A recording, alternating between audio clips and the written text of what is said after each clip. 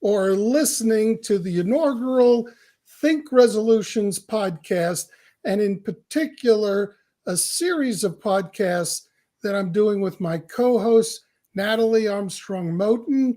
And that series is called Marketing for Mediators and Arbitrators.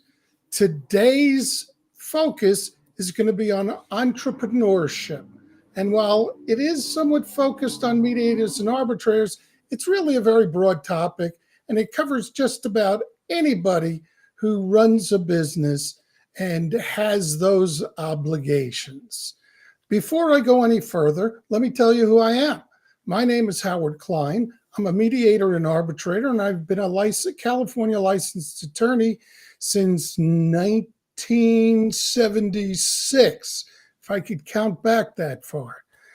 And one of the things I want to make sure that you understand is, although Natalie and I want to entertain you, educate, and inform you, we're doing this for a purpose. This is for marketing purposes. So I want you to know that for me, if you have a dispute that you can't resolve on your own, or you know someone else who does, you can refer business to me. That's the purpose of this. And in Natalie's case, and I'll let her embellish upon it a little bit, she's more of the marketing maven extraordinaire. So Natalie, why don't you tell everybody within 20 seconds, what is it that you do and what is it that you'd like to accomplish? And then we'll get right to the topic. Well, that's very generous of you, Howard. Thank you so much. I'm really looking forward to doing these podcasts with you. My name is Natalie Armstrong Motrin. I own an agency called Marketing Resolution, and I work with neutrals around the world, attorneys around the world in business development, practice development, marketing, and promotion. So if you've got a practice that needs a little bit of help, let me know. I'm happy to consult with you about the business strategies or promotional or marketing strategies that could elevate your practice. Outstanding. So let's get right into the meat of the discussion. You wanted to talk about entrepreneurship. And why don't we start out with, what do you mean by that? You know, I think that entrepreneurship is really important for everyone who's listening who owns a business. And entrepreneurship it's a mindset. And I think it's a really important mindset for us to have. My clients who understand themselves to be first and foremost a business person who's putting together a legal or neutral practice versus those individuals who consider themselves first and foremost a neutral or an attorney trying to build a business, they do much better. And it's not a play on words. I'm not trying to be clever or anything. An entrepreneurial mindset is an absolute imperative in building a successful business or practice. And I think that entrepreneurs have particular habits that they utilize and leverage on a regular and daily basis that a lot of us need to add into our daily diet of practice development and business management. Outstanding. So let me step back a second and give you my thoughts on entrepreneurship, because for me, of course, I've owned my own law practice. I've owned my own business. And to me, I act in the capacity as an owner. Basically, I'm responsible for everything. Doesn't mean I have to do everything, because it's important to know how to delegate, but every aspect of the business, and even when I've been general counsel and in charge of legal departments in a larger company, I even had an entrepreneurial mindset then. It's like the company, I was an owner. Although in most instances I wasn't, I felt like I was an owner, and I treated it like I was an owner. I didn't treat it like I was an employee. And that's my thought in terms of mindset. Can you embellish upon that a little bit more? No, Howard, I think you're exactly right. So, for example, if you're an attorney in a firm, or you're a real estate broker inside a real estate brokerage house, or you are one of the bankers inside a larger financial institution, all of those positions straight across the board still, I think, greatly benefit from having an entrepreneurial mindset. Those people that get those promotions, that grow a bigger business, if you're the sole owner or if you're in a small group, those individuals that have this idea that they are maintaining a daily diet of reading business books and marketing books, listening to podcasts like this, watching the YouTube channels that speak to business development and entrepreneurship and creativity. Those individuals that attend seminars, webinars, conferences, take courses at their local university, those are the individuals that will grow a bigger business for themselves or participate at that higher level if they're inside a larger institution and get those promotions. So let me ask you this question. Oops, I got to keep flipping back. It's one of the things about this program. Now, we're talking about mediators and arbitrators. And some mediators and arbitrators have an entrepreneurial mindset, and some don't. Give me some examples of people who might not have that entrepreneurial mindset, because I have some thoughts in terms of not only what I do, and I treat myself as an entrepreneur, but how a lot of other mediators and arbitrators don't have that same mindset. We all know these people, Howard, and it's those individuals who are under the assumption that they take their 40-hour course or they get their LLM. They post that accomplishment on LinkedIn and the phone will start ringing and the requests will start pouring in. And that's just, sadly, that's just not the truth, not for our industry and not for any other industry, actually, that I'm familiar with. It takes shoe leather. You have to get out there. You have to network, write, speak, train. You have to be present on social media. You have to have a website. You have to have all of these things in line, or you're just not going to grow a business. Do you have any clients that you consult with who are they're on panels on American Arbitration Association or JAMS? Yeah, absolutely. Yeah. So how does the American Arbitration Association and JAMS, how do they treat the individual mediators and arbitrators, and what do they expect in terms of entrepreneurship, from those mediators and arbitrators? My experience is that before you can get on those panels and rosters, they really want you to come with experience and a book of business. So it is sort of a catch-22. It's not just a free ride. Very few individuals get on those panels just on reputation or the name that they bring to the panel. That's a rarity. Most of us have to work really hard to develop our businesses before we're appealing enough to the large panels for them to give us placement. And then once you're on that panel, they do expect that you're still out there, you are still representing, you're still writing, you're still speaking, you're still training, you're still networking, and you are still on social media. Yeah, I think that the entrepreneurial mindset, first, I think they want it, because although they bring in business for the arbitrators and mediators, and that is a major part of the service that they provide, they also want they want to ride also on your ability to bring business in. They want that. It's a team attitude and approach. Someone who doesn't have that entrepreneurial mindset, I almost fumbled with my words, are people who go, well, I just got approved by the AAA, and let me sit back and wait for the business to come in, or FINRA, or whatever. And I don't have the patience to sit back and wait for the business to come in. Sometimes it does, but it comes in It starts flowing in because of your efforts to do things. And I think that's extremely important. If you get all kinds of business and you can handle everything you can, that's great. But if you're looking to develop a business and maintain it, you got to have that entrepreneurial mindset. You absolutely do. I mean, there's no ifs, ands, or buts about it. For those who are really uncomfortable with the idea of being that kind of participant in our industry, there are rosters that really don't require you to do a lot of business development, but those are more like jobs and less like you running your own practice.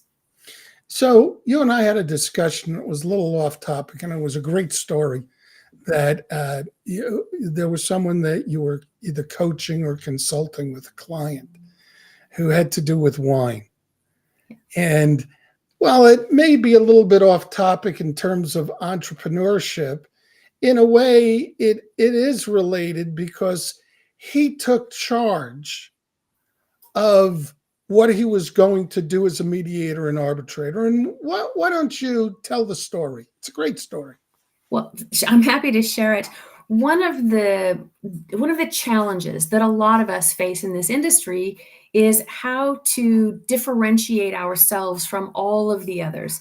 And if you look at LinkedIn will tell you that there are more than 800,000 mediators worldwide. So it's really important for us to differentiate ourselves. And we can differentiate our practices in a wide variety of ways.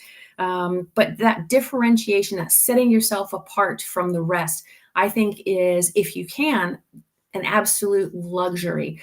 But also, Howard, I think that being passionate about what we do makes it so much easier to be a savvy entrepreneur, because when you wake up every day and every day is a great gift and you get to do what you're passionate about, it's a lot easier to be an entrepreneur than if you wake up thinking, oh man, I got to mediate that thing, or I'm going to have to arbitrate that thing, or, So I had this client, lovely client, who for decades had been a labor law and employment attorney.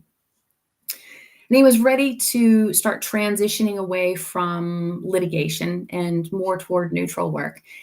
Just an intelligent, fabulous human being, right across the board. And he would come to my office and we would talk about strategy and planning and the activities and what we were going to publish and where he was going to be a speaker and where he would be networking, all really important things. We would talk about returns on investment, et cetera, all the business end of being in business. And we would get through it and he would sort of nod and go along. And yes, I can do that. And sure, I can write that article. And yes, I'll attend that thing. And yes, I'll shake the right hands, et cetera.